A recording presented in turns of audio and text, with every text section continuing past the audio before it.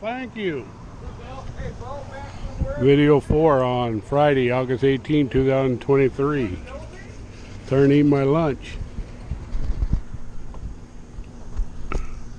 12:35. Wow. My wife works in Dominican. She had a 2-month sabbatical, and so we yeah, whatever. I wish I could have been there. Everyone speaks English, so I didn't have to learn anything. You know a little Tagalog? Tagalog. Tagalog. Did you have any balloons? I did not. There were a couple opportunities. I told myself I was going to.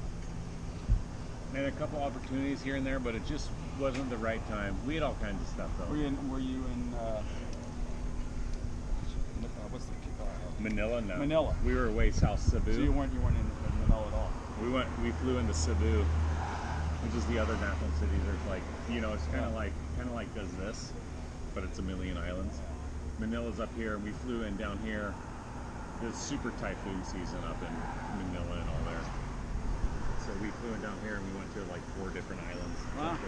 It's it's been, I was there in '76, so it's been a long time.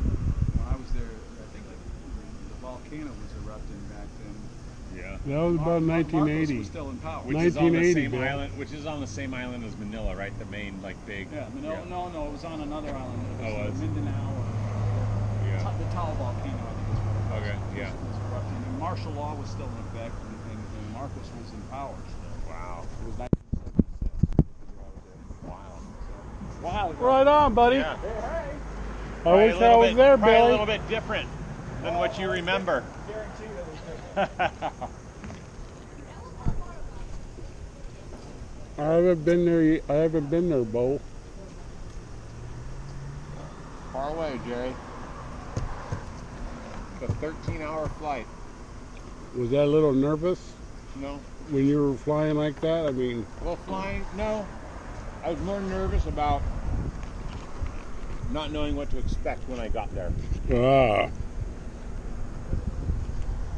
How's the English around there? Everyone speaks at least a little bit. Okay.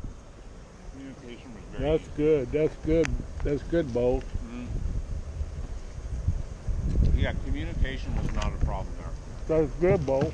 Yeah.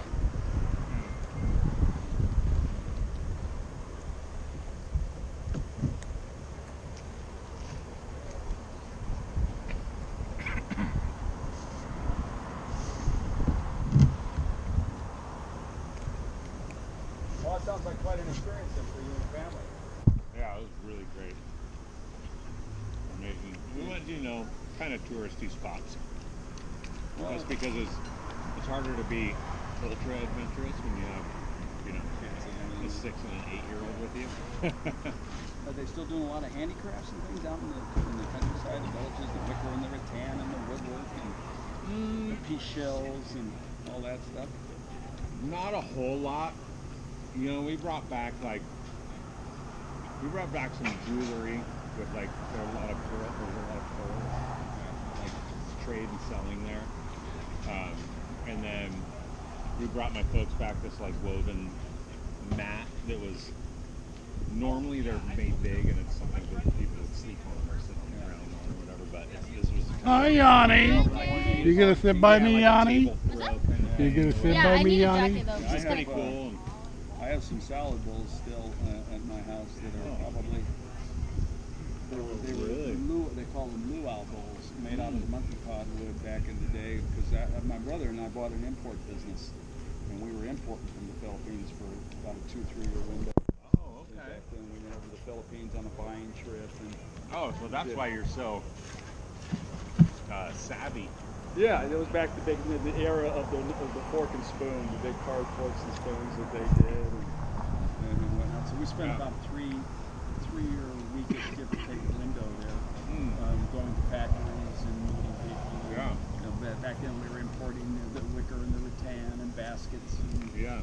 I have some furniture. We didn't see there weren't a lot of stores selling a lot of that stuff. There was those we could see were maybe flat kind of wall carving stuff with a was stuff that was done in the villages out there, and then he would come in. You know, if you think about it, that's 50 years that we're talking about. Yeah. And the world at large has gone through such a change with technology and things that I'm sure it's in the Philippines just like it is, especially with China and all the influences in Asia. I wish we saw more stores selling like opportunities to see that kind of stuff. But it's like, those are trades and skills. When I was still going, and these were skills that were passed on generationally for so now carving and doing that kind of handwork. now there it's more you know, whatever's the easiest way to sell stuff to tourists, and it's not necessarily that. It's yeah, it's like selling street food or. There were a few. We saw a few. Yeah. Where we were, it's kind of smaller islands and stuff. There's not as many on there, but Not like Manila. the tricycle motorcycles though, a million of them.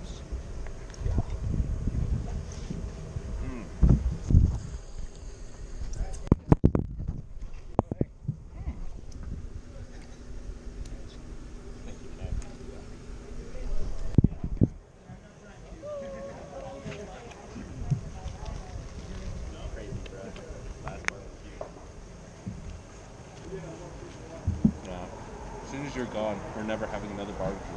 Ever. No.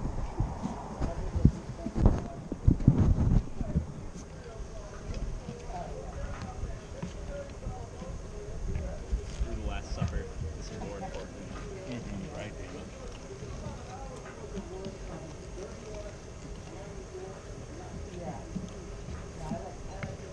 How is it, Jerry? Good.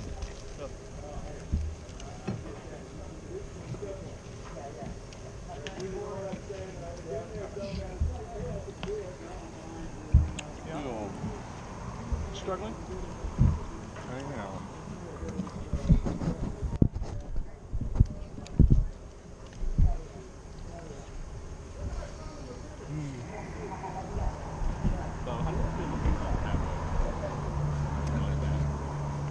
Man, eating is so much better.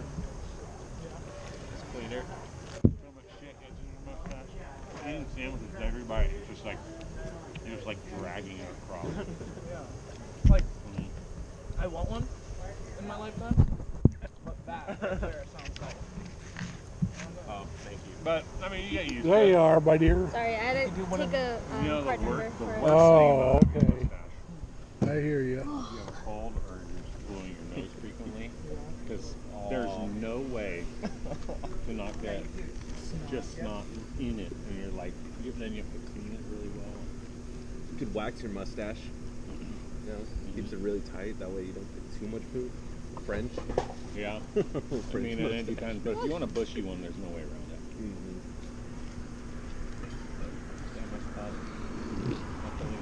I didn't think about that. You know, someday I'd love to have like a Tom Selleck mustache. Whoa, that'd be cool. Yeah. It's like the classic Clifton. Exactly. It's like what my grandpa has. Jared's working on a mustache. I can see that.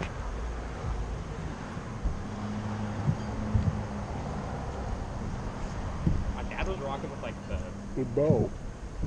panther for a hot minute. I had handlebars like how long ago was that? 8 years ago or something. I had really long hair.